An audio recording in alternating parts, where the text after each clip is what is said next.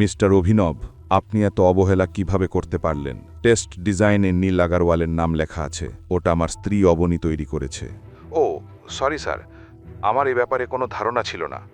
আপনি নিশ্চিন্ত থাকুন, আমি এখনই গায়ত্রী দেবী ও নীল আগারওয়ালের সঙ্গে কথা বলবো। গায়ত্রী দেবী আর নীলের জন্যই আজ আমার স্ত্রীর চোখে জল। আমি এই অবহেলা কোনোভাবেই সহ্য করব না। ওদের পাশাপাশি যারা যারা এতে জড়িত তাদের সবাইকে যত দ্রুত সম্ভব খুঁজে বের করুন। জি স্যার, চিন্তা করবেন না, এরা কেউই আর বাঁচবে না। ঠিক তাই হওয়া উচিত। এখন কি করতে হবে আমি আপনাকে কাল সকালে ফোন করে জানাবো।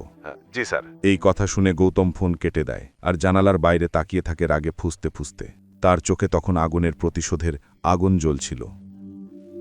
গায়ত্রী দেবী, এখন দেখো আমি কি করি। এখন আর সহ্য হবে না তোমার ইচ্ছে মতো চলা। অবনীর চোখে যে জল এসেছে তার দাম তোমাকে দিতেই হবে। দেখতে দেখতে রাত হয়ে গিয়েছিল। খাওয়া দাওয়া করে গীতার অনিল তাড়াতাড়ি ঘুমিয়ে পড়েছিল, কিন্তু অবনীর চোখে তখনও ঘুমের নামগন্ধ ছিল না। গৌতমও তাকে অস্থির দেখে ঘুমোতে পারছিল না। কষ্টে সষ্টে রাত কাটানোর পর সকালে গৌতম অবনীকে অফিসে নামিয়ে দিয়ে চলে গেল। এর আগেও গৌতম বহুবার অবনীকে আগরওয়াল গ্রুপে নামিয়ে দিয়েছে, কিন্তু আজ তার আসার কারণটা ছিল অন্য। সকালে ঘুম থেকে উঠেই সে অভিনবকে পুরো পরিকল্পনা বুঝিয়ে দিয়েছিল, যে পরিকল্পনা অনুযায়ী আজ আগরওয়াল গ্রুপে সব কিছু ঘটতে যাচ্ছিল। অফিসে এসে গৌতম গাড়িটা পার্কিংয়ে রাখল আর একদৃষ্টে বিল্ডিংটার দিকে লাকিয়ে রইল। অবনী তখন পার্কিংয়ের পাশে রাখা একটা টেবিলের দিকে গেল, যেখানে 40-45 বছরের এক বুড়ো বসেছিল। এর আগেই গৌতম গাড়ি থেকে নেমে অবনীর কাছে যেতে পারত। তার ফোন বেজে উঠল। স্ক্রিনে অভিনব গুপ্তার নাম দেখে সে কল রিসিভ করল আর অবনীর দিকে তাকিয়ে রইল। স্যার, অফিস পৌঁছে গেছি। আপনার বলা নাটক শুরু হতে আর বেশি দেরি নেই। অভিনব, খেয়াল রেখো কারো যেন আমার উপর সন্দেহ না হয়। স্যার, আপনার বলা প্রতিটা কথা আমি ভালো করে বুঝে নিয়েছি। Trust me, I will not let you down. Good. এরপর গৌতম সঙ্গে সঙ্গে কলটা কেটে দিল আর গাড়ি থেকে নেমে অবনীর দিকে তাকিয়ে রইল। অবনীর মুখে তখনও গায়ত্রী দেবীর ভয় স্পষ্ট ছিল। গৌতম বলল, অবনী, দাদিশার কথা বেশি ভেব না। সত্যি বেশি দিন লুকিয়ে থাকে না। দেখো, দাদিশা তোমাকে ছাড়া ওই কন্ট্রাক্ট সাইন করতে পারবে না। তুমি এই প্রজেক্টের অংশ না হলে আগরওয়াল গ্রুপও অবতার গ্রুপের সঙ্গে পার্টনারশিপ করতে পারবে না। গৌতমের কথাগুলো অবনী তেমন গুরুত্ব দিল না। এর আগে সে কিছু বলার আগেই সামনে থেকে নীল আসতে দেখা গেল।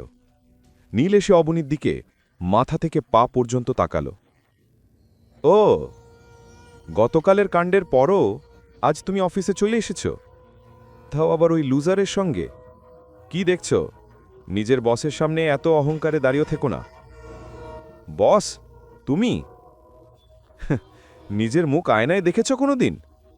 বেশি কথা বলো না, এখনো কন্ট্রাক্ট সাইন হয়নি, তাই বেশি ভেসে বেরিও না, নাহলে মুখ থুবড়ে পড়বে। এ কথা শুনে নীল চশমা খুলে গৌতমের চোখে চোখ রেখে তাকিয়ে রইল। এই যে এসেছে আমার বোনকে ন্যায় দিতে তার অকর্মা স্বামী। নীল বলল, তোমার কথায় ভয় লাগছে, তুমি জানো আমাকে। চিন্তা করো না, কন্ট্রাক্ট তো সাইন হবেই, তাকে কেউ থামাতে পারবে না। চেয়ারম্যান আসছেন, সব ফর্মালিটি হয়ে যাবে। এ কথা বলে সে অবনীর দিকে তাকিয়ে হেসে বলল, তোমার ডিজাইনের জন্য থ্যাংক ইউ। এ কথা শোনা মাত্র গৌতমের ধৈর্যের বাঁধ ভেঙে গেল। সে নীলের কলার ধুয়ে ফেলল। অবনী সঙ্গে সঙ্গে গৌতমকে পিছিয়ে দিল। সে জানত নীল কত বড় গুন্ডা। নীল পিছিয়ে এসে নীলের জামা ঠিক করল আর হেসে অফিসের ভেতরে ঢুকে গেল। গৌতম একদৃষ্টে তাকিয়ে রইল তার পিছু পিছু। আর কিছুক্ষণের মধ্যে অবনীর সঙ্গে সেও ভিতরে ঢুকে গেল। আগরওয়াল গ্রুপের ভেতরে ঢুকেই গৌতম ওয়েটিং রুমে গিয়ে বসে পড়ল আর অবনী কনফারেন্স রুমের দিকে রওনা দিল, যেখানে আজ নীলের কন্ট্রাক্ট সাইন হতে যাচ্ছিল। কন্ট্রাক্ট সাইন হওয়ার আনন্দ গায়ত্রী দেবীর মুখে স্পষ্ট দেখা যাচ্ছিল। কনফারেন্স রুমে ঢুকেই অবনী দেখল গায়ত্রী দেবী আর নীল তার ডিজাইনটা টেবিলের ওপর রেখে অভিনব গুপ্তার জন্য অপেক্ষা করছে। টেবিলের চারপাশে অফিসের আরও অনেকে বসেছিল, কিন্তু আজ অবনীকে বসার অনুমতিও দেওয়া হয়নি। সে চুপচাপ এক কোণে গিয়ে দাঁড়িয়ে রইল।